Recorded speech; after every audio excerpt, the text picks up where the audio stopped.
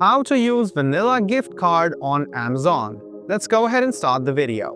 Open any type of browser you have on your PC and open Amazon.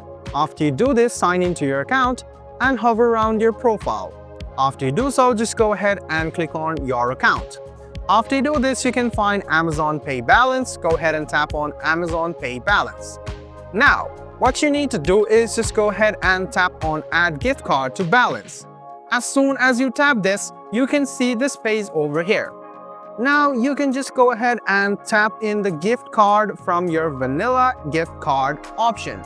So after you enter your gift card code, you can just go ahead and tap on Add Gift Card to Balance. As soon as you do this, your Vanilla gift card balance will be over here and it will be used. So guys, this is how easy it is to use your Vanilla gift card on Amazon. I hope this video was helpful for you. Like the video, subscribe to the channel and do hit the bell button for more.